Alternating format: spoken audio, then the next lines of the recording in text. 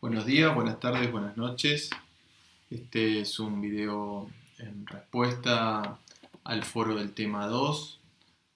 Nuevamente, como ocurrió en el tema 1, en general muy buenas respuestas, digamos bien orientadas, una buena cantidad de participaciones. La verdad que es muy interesante ver cómo se van apropiando de los conceptos, de las ideas que van marcando el análisis de la historia de la universidad en Argentina, en lo que hoy es Argentina, porque nuestro tema 2 arranca en la época colonial, así que la verdad que es muy fructífero. Se ve que van incorporando las cuestiones fundamentales del tema. En ese sentido, un breve repaso, una breve marca de algunas características fundamentales. En primer lugar, el surgimiento de las universidades en el espacio del Río de la Plata, en lo que luego fue el espacio del Río de la Plata y luego la Argentina. ¿Sí? Siempre es importante situarnos en las condiciones históricas correctas, utilizar los términos correctos. ¿Sí? En algunas respuestas encontré el término Universidad Nacional de Córdoba para referirse a la institución en 1613 o en 1623. Es importante recordar que la Universidad Nacional de Córdoba es nacional desde después de la batalla de Caseros, en la década del 50 del siglo XIX.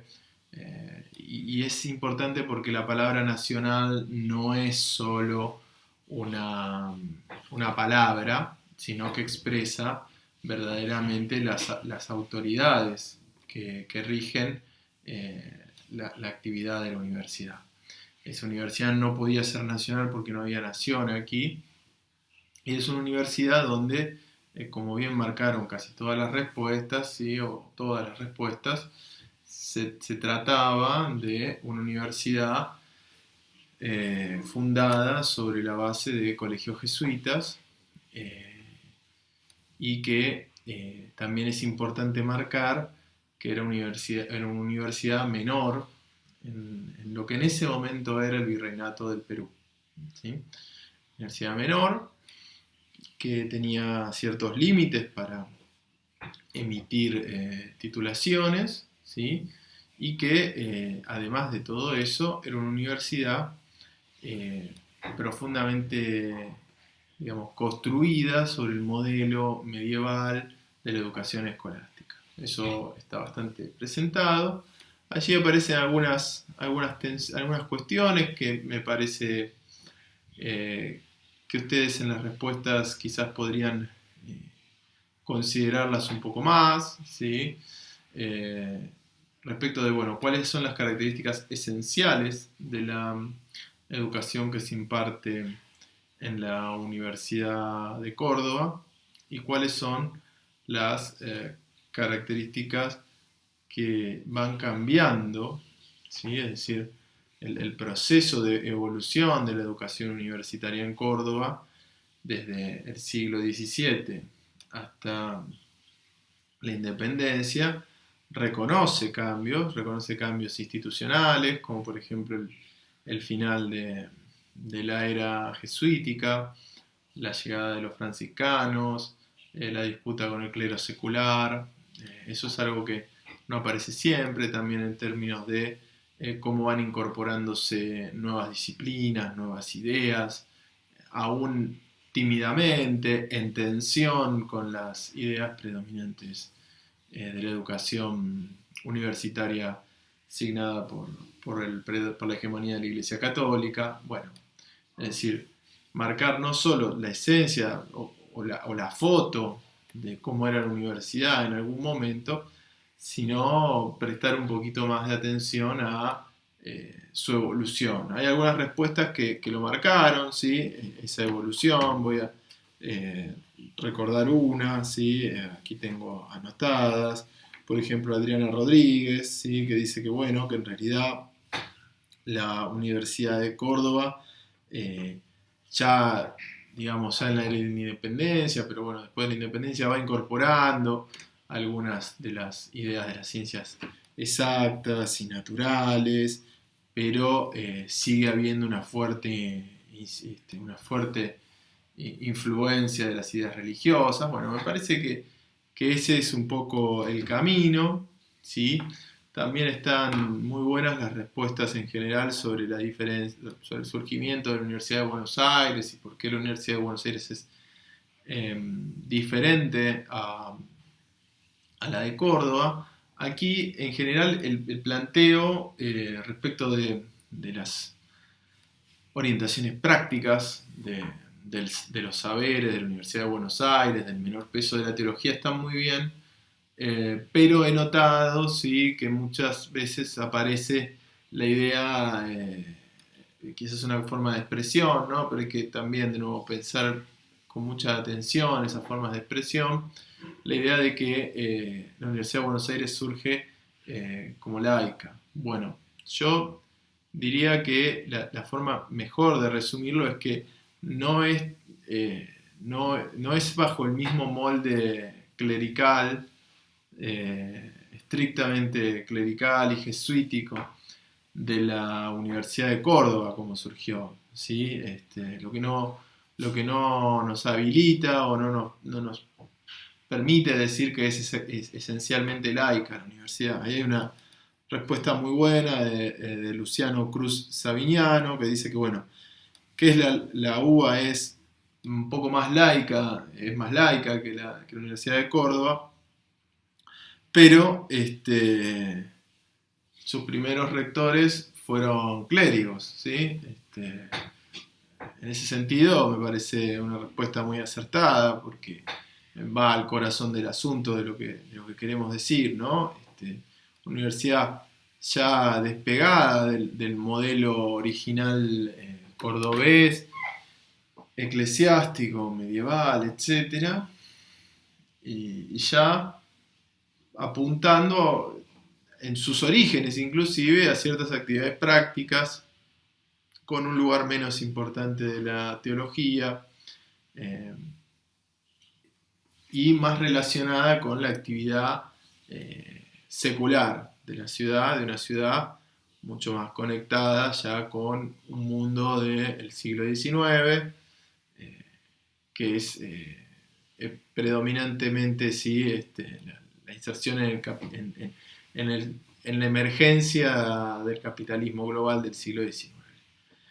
Ahí creo que tenemos una cuestión interesante para marcar, que habría que también comentar, que es que estas universidades las marcamos, ¿no? La época colonial, la primera época de la independencia, pero experimentaron muchas dificultades durante la era de las guerras civiles argentinas. Eso también es importante, es central entenderlo, es decir, son universidades donde hay un peso de ciertas corporaciones, pero no son ajenas a las dificultades y a las tensiones políticas y sociales. Lo vamos a ver también en el siglo XX y lo vamos a ver comentando o conversando sobre el siglo XXI.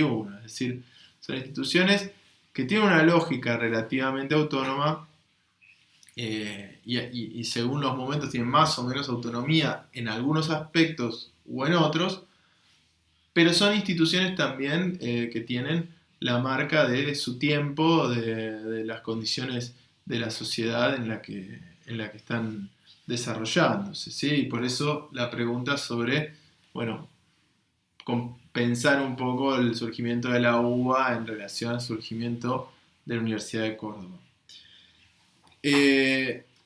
Después hay una pregunta muy importante, ¿no? Que tiene que ver con la forma en la que la ley universitaria, ¿no?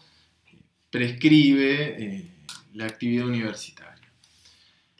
Aquí hay una primera aclaración, ¿no? Es decir, qué tipo de normas se promueven. Parece un poco digamos, una pregunta capciosa, pero en realidad la pregunta es sobre el tipo. El concepto es el tipo de normas que propone. Es decir, ¿cuál es el objeto de la legislación? Y vemos que el objeto de la legislación son cuestiones de la organización universitaria. De la organización universitaria en un modelo ya, en el caso del siglo XIX, avanzado del siglo XIX, pensado bajo la matriz napoleónica, de intención en el caso cordobés con la universidad clerical que está dejando de ser o resiste su transformación, pero es central comprender que se trata de un modelo de universidad, el napoleónico, orientado a formar profesionales, que la ley no solo no cuestiona, sino que no hay ningún tipo de reflexión acerca de eso, ni de declaración acerca de eso, ¿no? Está tan consolidado de alguna manera ese modelo para la década de 1880 que no es un asunto sobre el cual valga la pena legislar, debatir, etc. Lo importante en este pequeño capítulo de la historia universitaria, que es un pequeño pero significativo capítulo, es que esta forma de organizar legislativamente la universidad, centrada en los problemas de su administración, su conducción institucional, no es que, como leí en alguna que otra respuesta, implica algún tipo de intromisión de digamos, el poder ejecutivo en la autonomía universitaria, porque en realidad la forma de pensar el problema de esa manera es extemporáneo, ¿sí?